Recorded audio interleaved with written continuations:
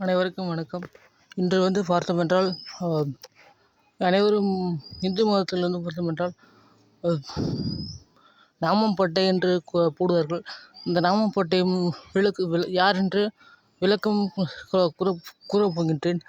அதை பற்றி தான் பேசப் போகின்றோம். அதை 3 நாமம் என்னவென்றால் 3 செவுக்களில் 2 நடுவில் நாமம் போடுவார்கள். 3 நாமம் பட்டை என்று 3 வருஷம் போடுவார்கள். அதை 3 என்னவென்றால், அந்த நாமம் பட்டை என்னவென்றால், ராவணனும் கும்பகர்ணனும், அதாவது பார்வதியும் மகாலட்சுமி குறிக்கின்றது. நடுவில் இருப்பது முருகப்பெருமான். 2 மனைவிகளும் தான் ராவணனும் கும்பகர்ணனும்.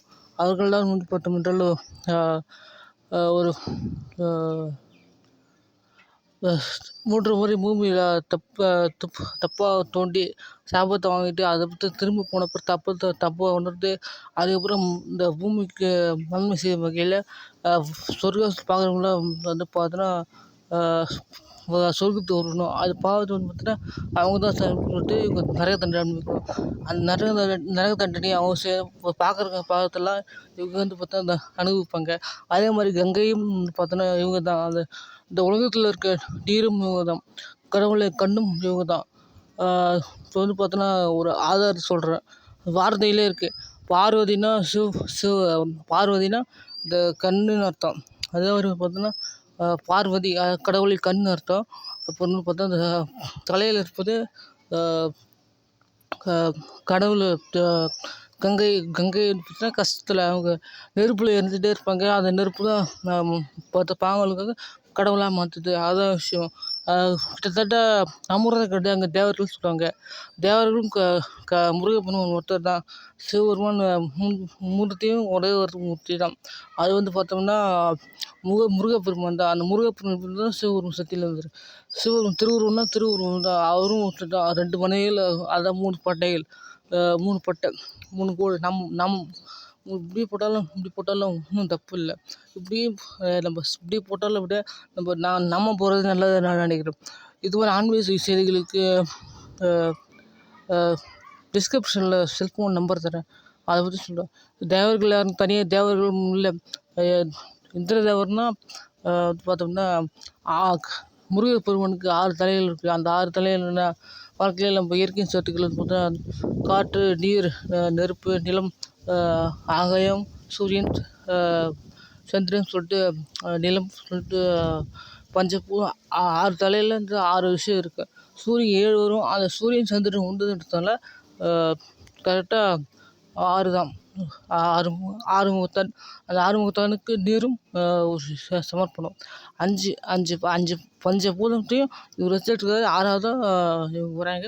அதான் விஷயம். வேறு எதுவும் இல்லை. அவர் தண்ணியாக இருந்து நீராகவும் இருக்கின்றார்கள். கடவுளுக்கு கண்ணாக இருக்கின்றார். கடவுள் பாதியாக இருக்கின்றார்கள்.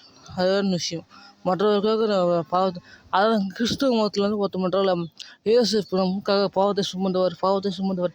அந்த இயேசு கிறிஸ்துவே உண்மையிலே இவர் தான். அதை விஷயம் தான் நான் சொல்கிறேன். பார்க்குறவங்க 1 2வது தெரிஞ்சுக்கணும்னு சொல்லிட்டு நான் சொல்கிறேன். யூடியூப்பில் பல வீடியோ போட்டேன். அந்த பல வீடியோ 1.5 மாதம் கிட்ட போடுறேன். அந்த 1.5 மாதத்துக்கு ஒரு 69 பேர் பார்த்துருக்கீங்க. அந்த 69 பேர் பார்த்தாலும் அதுலேருந்து தெரிஞ்சுக்க சொல்லி தான் நானும் சொல்கிறேன். சொல்கிற வார்த்தைக்கு முன்னாடி புரியலை. இப்போ தான் கொஞ்சம் நிறுத்தி சொல்கிறேன். கொஞ்சம் புரியாமல் கேட்டுங்க.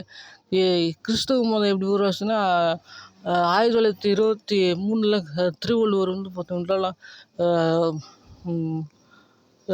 திருக்குறளை பார்த்தோன்னா எழுதிட்டு ஒரு கட்டு வச்சுட்டு மற்றவங்க சொன்னால் தான் நல்லா சொல்லிட்டு சொல்லலாம்னு சொல்லிட்டு போனாங்க. 9 மனைவிகள் இருந்தாங்க. 9 மனைவிகள் கூட சொன்னாங்க. 3 பேர் ஆண்டானாங்க. அந்த 3 பேரில் பார்த்தோன்னா மொத்தம் என்ன சொன்னாங்கன்னா, ஒரு கஷ்டத்தில் இருக்கும்போது, ஒரு பிச்சைக்காரன் கஷ்டம் கேட்கும்போது 1 ரூபா கொடுத்தனா வெறும் காலத்தில் கஷ்டத்துக்கு 1 ரூபா தான் வரும். அதான் பார்த்தோன்னா நீ அளக்குற அளவில் உனக்கு அளக்கப்படும். நீ அடக்கத்தோடு எல்லாத்தையும் பணிவாக நடந்துக்கினா அதுதான் கண்ணியம் சொல்லுவாங்க. யார் சிறியவரிலிருந்து பெரியவர் இருந்தாலும் எல்லாத்தையும் தன்மையாக நடந்து கொள்ள வேண்டும். உண்மையிலே இதுதான் விஷயம். வேறு எதுவும் இல்லை. அதுதான் சொன்னார். அடக்கத்தோட பணிவோடு இருந்துருக்கணும். நம்ம செய்கிறது நல்லதாக செய்யணும். நல்ல விஷயங்கள் செய்யணும். கடவுளுக்கு நன்றி சொல்லுவோம். நீரின்றி அமையாத உலகன்ற அந்த நீர் எதை குறிக்குதுன்னா, அந்த கங்கை நீர் குறிக்குது. அது 2 பேர் யாருன்னா, ராவணனும் கும்பகர்ணனும் தான் குறிக்குது. அதாவது பார்வதி தேவியும் மகாலட்சுமி தான் குறிக்குது. அதாவது மகாலட்சுமி வந்து பார்த்தோன்னா, அமிர்தம் கிடைக்கும்போது வந்து பார்த்தோன்னா, மகாலட்சுமி வந்திருப்பாங்க. அந்த மகாலட்சுமி பார்த்தோன்னா, இவங்க தான், வேற யாரும் பெருசா இல்ல. அதெல்லாம் சொல்றது இதுதான். அசுரர்களும் கிடைத்திருப்பாங்க. சில சில சமயங்கள் அசுரர்களும் உதவி செஞ்சுருப்பாங்க. அதுலேருந்து பார்த்தீங்கன்னா ராகுகேது அதெல்லாம் தனி கதை. அதான் இந்த நாமத்திலே வந்து பார்த்தோன்னா, சிறந்த பட்டையை விட நாமம் தான் சிறந்தது. அந்த சிறந்ததில் 3 பேர் குறிக்குது. அந்த 3 பேரும் நம்ம தலையில் இருக்காங்க. தலையை நிறுத்தி மாற்றி எழுதுவாங்க. அதுதான் விஷயம். வேற எதுவும் நம்பிக்கையோடு காலையில் எழுந்துச்சி சூரிய நமஸ்காரம் செஞ்சுட்டு, கோயிலுக்கு போயிட்டு ஒரு தீப ஆராதனை பதினெட்டு சுற்றி வந்துட்டு உலகத்தை முருகப்பெருமான் கோயிலுக்கு போங்க. எந்த கோயிலாக இருந்தாலும் முருகப்பெருமான் 2 பேர் ஜோடியோடு இருப்பாங்க கடவுள்.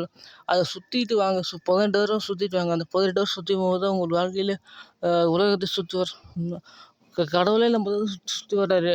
நம்ம கண்ணால் பார்க்குறேன். நான் ஒரு வேப்ப மரத்தை பார்க்குறேன், தென்னை மரத்தை பார்க்குறேன். இயற்கையில் அப்படி இருக்காரு. தூணில் இருப்பார், துரும்பில் இருப்பார். எல்லாத்துலேயும் அவர் தான் இருக்காரு. அவர் தான் நான் பார்க்குறேன்.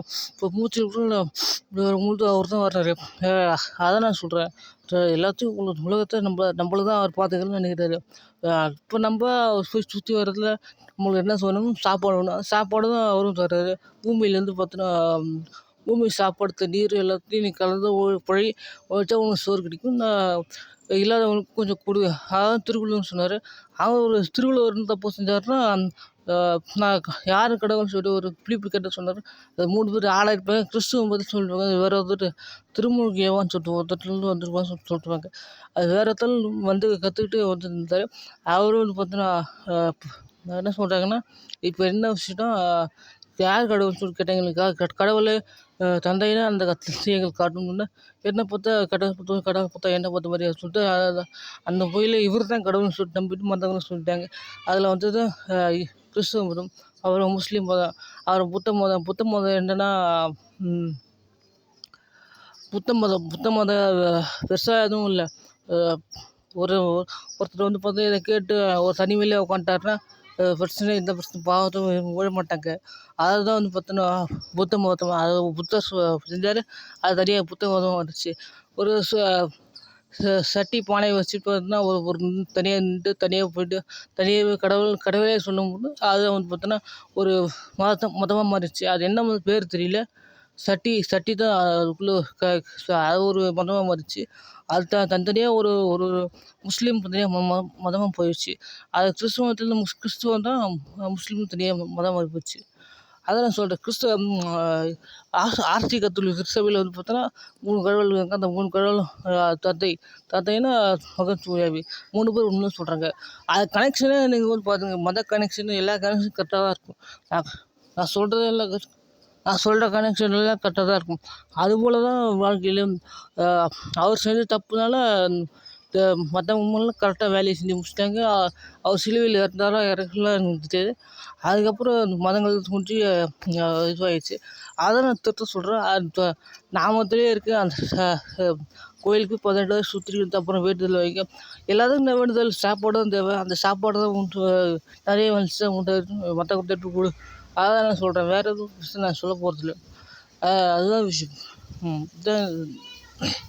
இதான் இந்த விஷயம் இப்போ நான் சொல்கிறேன். நாமத்திலே இருக்குது. கோயிலுக்கு போய்ட்டு காலையில் எழுந்திரிச்சி குளிச்சுட்டு கோயிலுக்கு போயிட்டாங்க. அதுதான் விஷயம்.